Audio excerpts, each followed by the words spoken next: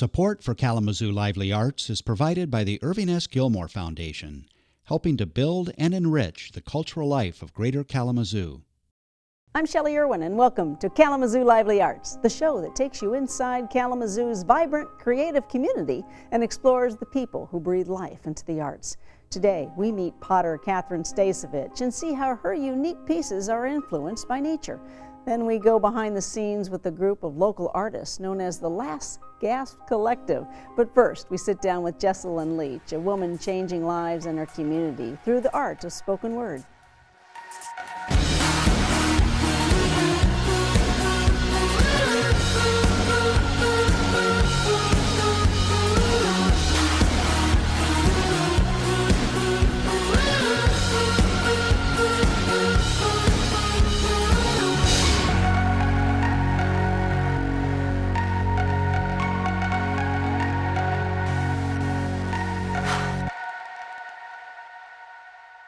The little girl still lives in me.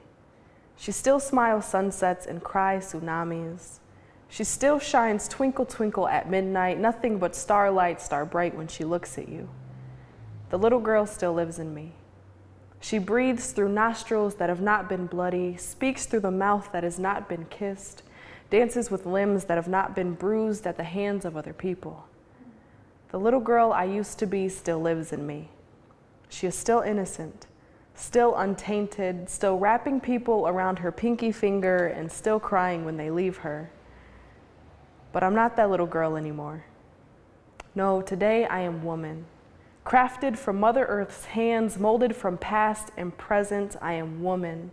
Shaped and shifted by every person I gave my heart to, I am messy woman. Mud puddled on rainy days and tattered home after hurricanes, I am mighty woman. Witnessing miracles and watching hope manifest from the truth in the eyes of the youth, I am all parts woman, as in I don't need a man or a body or an excuse. Though I'm not that little girl anymore, we are still one. My past does not stay on the welcome mat when I enter a future's storied home. My pain does not diminish every time I nap or laugh or cry. I am not cute or innocent anymore. My limbs have been bruised and bloody from both my hands and hers. My nose still bleeds in the winter after the cold palm to my face. My heart still wants to enter every door that opens up for it. I'm not that little girl anymore, though sometimes I wish I could be. Wish I could go back to when times were easy, when truth was face value and I didn't have a past trying to haunt me. But that little girl still lives in me. And every now and again, she takes off my woman so that she can be seen.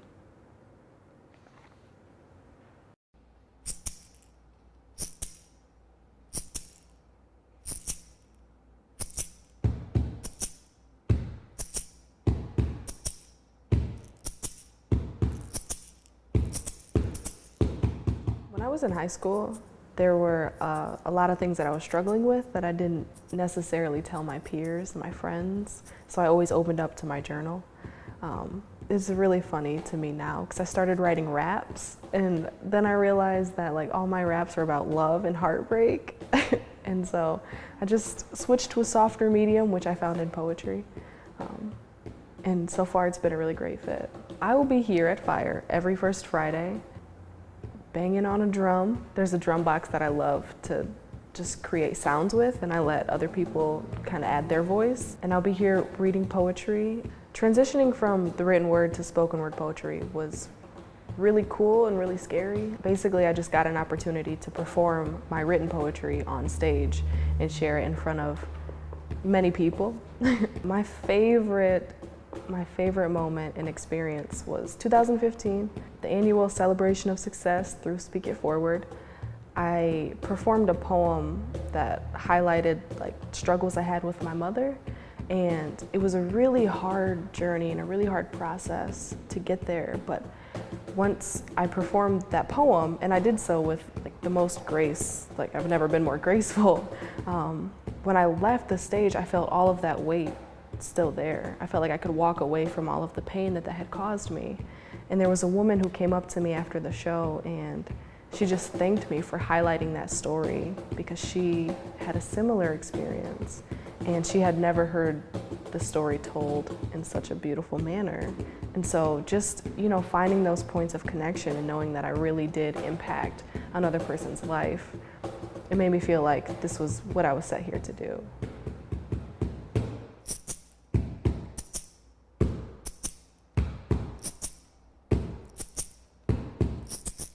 To me, spoken word poetry is like telling a story in a poem. It takes the audience on a journey through your voice and through the images that you create, and it's similar to just storytelling. Experimenting with sounds bleeds into my poetry because I'm becoming more rhythmic in what I'm saying, and sometimes I'll have a tune in my head, and I don't necessarily know how to capture that through sounds, so I'll try to write to it, and that's a cool process. It's like speaking two different languages, I think.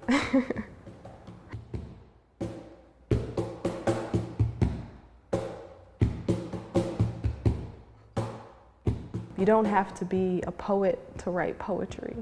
You can be a person, you can be a writer, and as a writer, sometimes I find that poetry and even spoken word poetry limits me.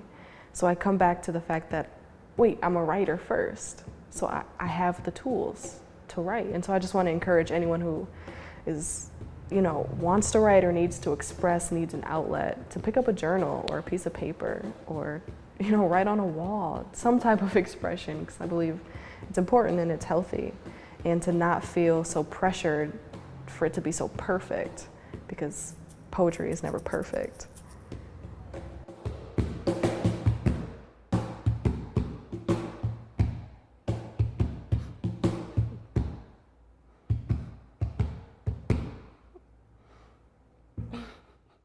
Pottery has many techniques that affect how a piece will look. Learn how Catherine Stasevich uses wood firing to create one-of-a-kind mugs. I got started making pottery when I was just a little kid. I was taking classes at the Kalamazoo Institute of Arts, and I started taking their ceramics courses, and pottery just really took off for me. I think it was something about how I was making useful objects that were not just beautiful pieces, but I could bring them into my kitchen and use them, and they had a function. Something about the function of art really appealed to me. So I'm going to teach you how to make these square mugs that I make. And this is the basic shape that I use for a lot of my vessels. I like it because it's a soft and organic shape, but it's also something that gives me a lot of flat panels to paint on, which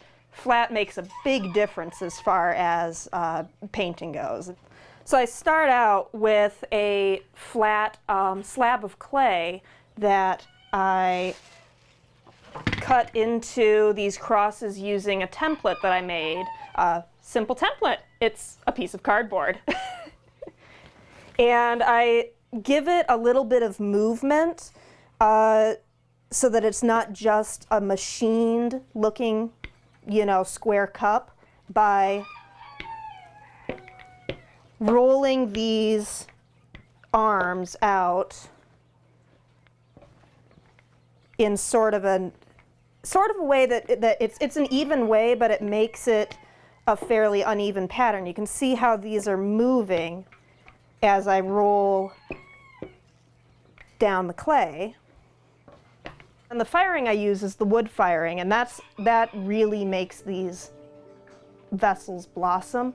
A lot of these colors that I use actually end up being white in any other kiln.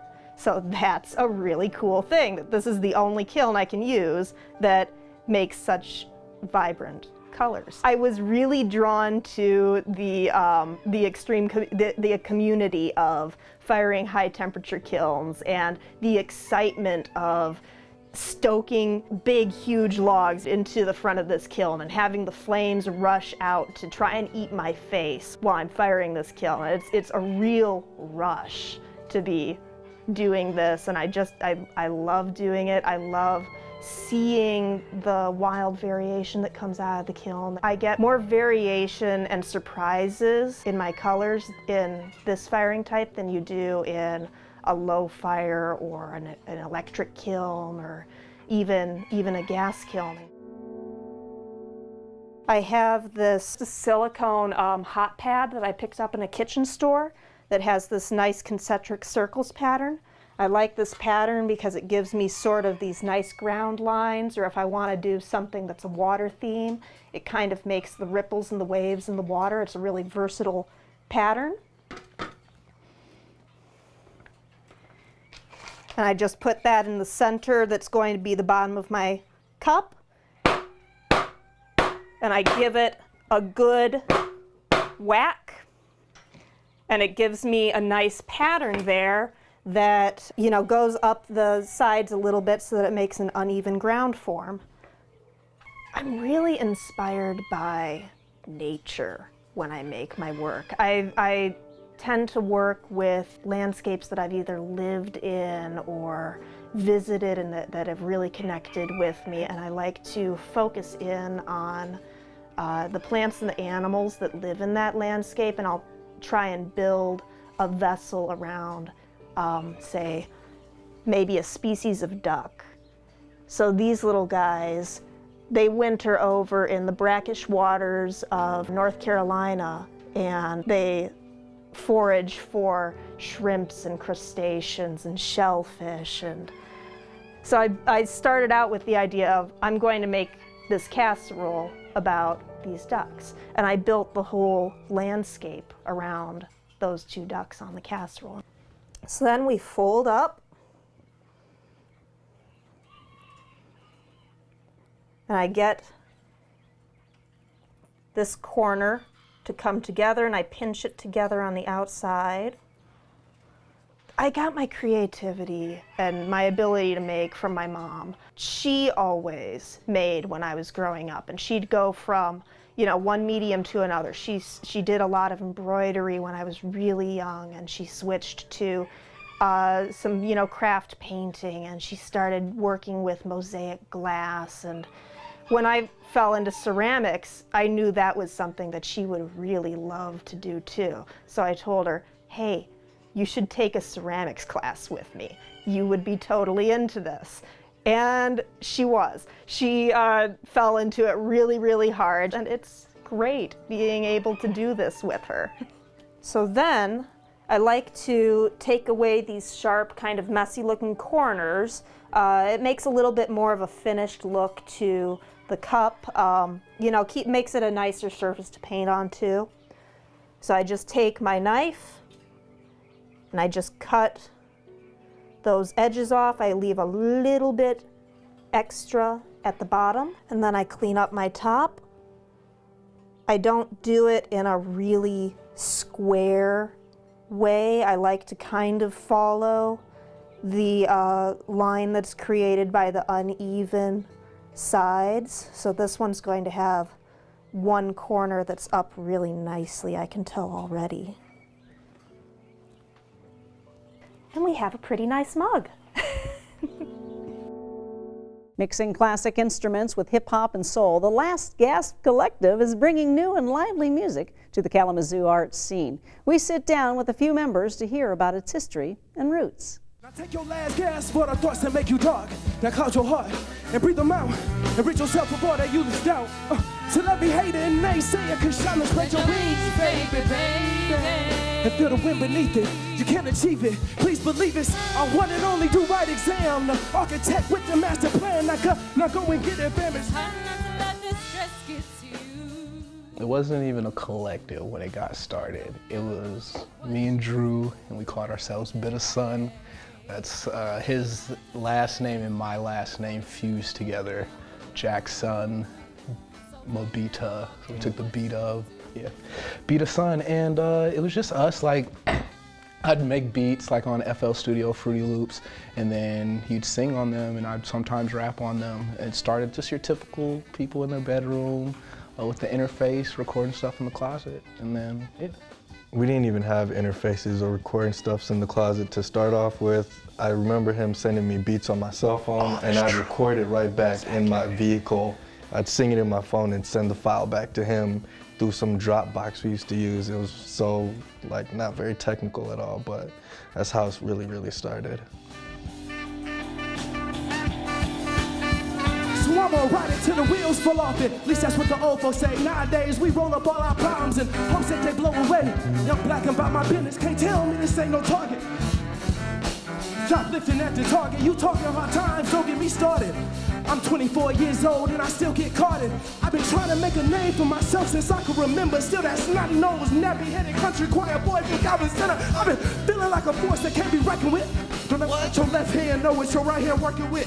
I did 3 years in college, did without a single credit. I caught in me finding myself, but my folks called it pathetic. I'm just trying to change the world, girl, that be copacetic. When got my head dreaded, always was hard-headed. Won't let them sell me no dream or gas me up like I'm leaded. Won't let them sell me no dream or gas me up like I'm leaded. I say, I would describe the collective sound as primarily like R&B or soul music and hip-hop as well, very hip-hop based, and then the gospel influence is undeniable. So some hybrid of those three genres. Nothing sounds the same. Every song has a different feel or different sound to it. Working up to go to school steady, wasted a semester, wasting my gas, driving to class. Damn, I was mad, spent 4 years on an hourglass, but there's nothing left here to show, but that's all. Oh, whoa. Yeah.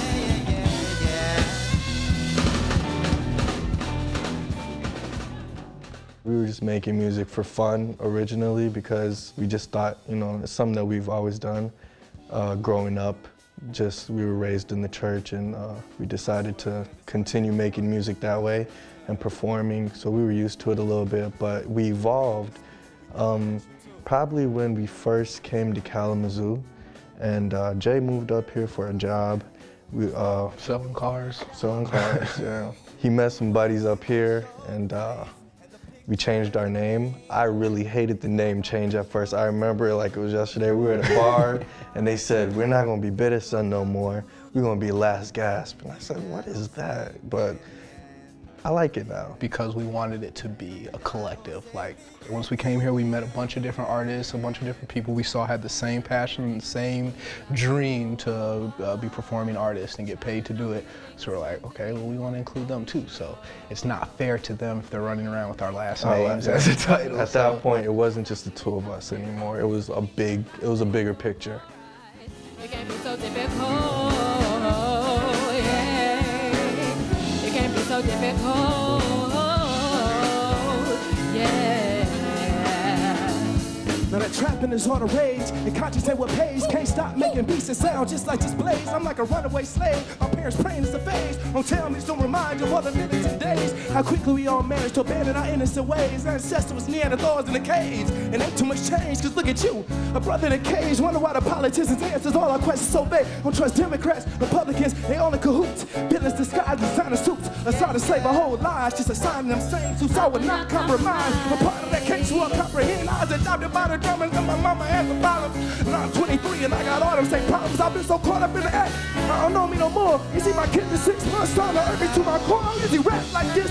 Tell you the truth, I couldn't tell you why I act like this. I know some hot ways to wonder we're gonna rock with this. And I got so much soul, I should sign to the rock with this. Yeah, but ain't no business like show business where they borrow and sold. Diamond range gon' change another thing. We come from a very small town, or a couple small towns that are right next to each other, Cassopolis, Michigan. So it's not much there. There's the school, there's a gas station, there's a McDonald's, and then there's a bunch of factories and cornfields. So if you're not a farmer or a teacher, just a normal working class person, there isn't too much to foster your creative and artistic side. So when we came here to a larger city, a more urban environment, there's things in place, open mics, grant-funded programs that just allow people to get out their creative side. So we just took advantage of it. Like we were forced where we came from to play instruments and sing just out of pure boredom and nothing else to do.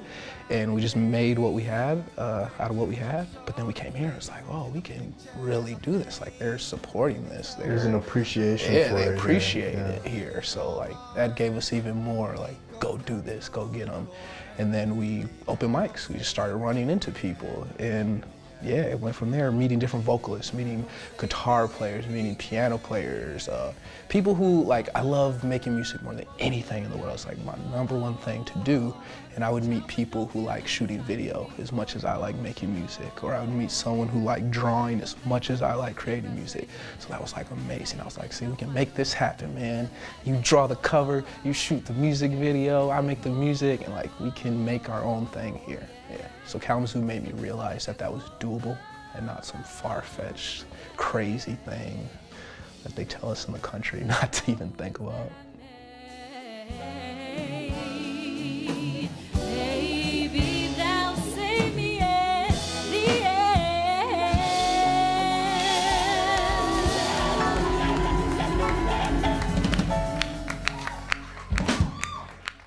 Thank you for joining us on this week's episode of Kalamazoo Lively Arts. Next week, we take a look back at the season, asking artists the question, why support the arts in Kalamazoo?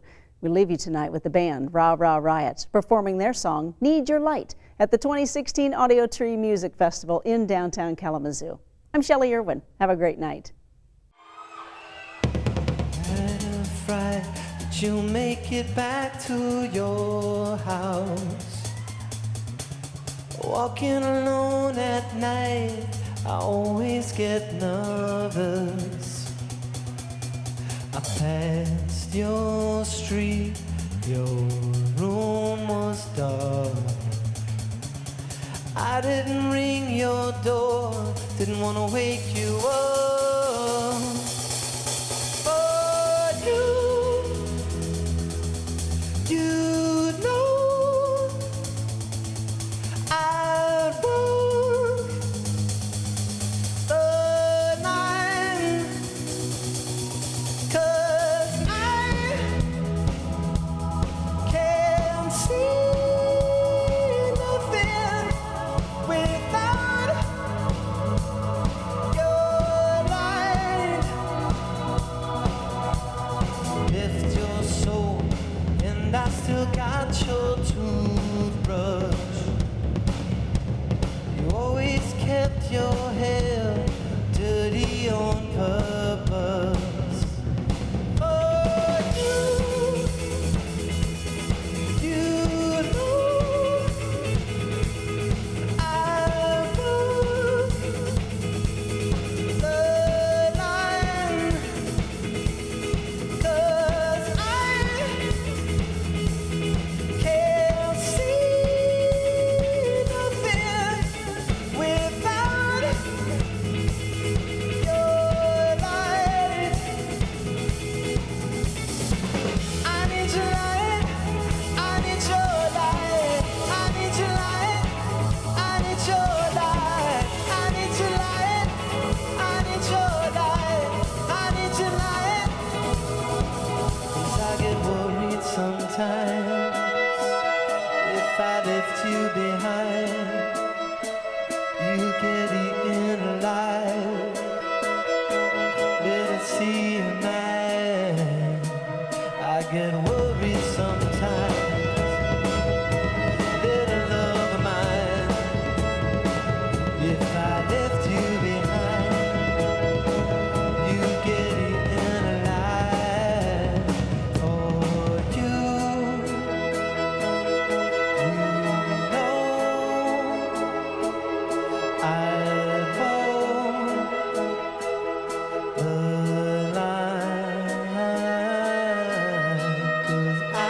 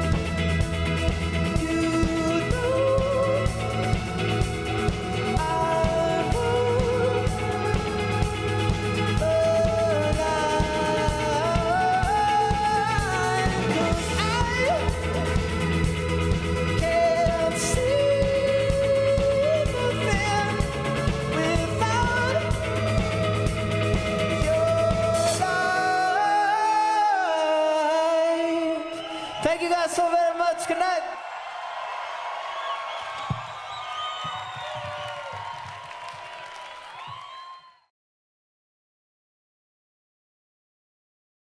Support for Kalamazoo Lively Arts is provided by the Irving S. Gilmore Foundation, helping to build and enrich the cultural life of Greater Kalamazoo.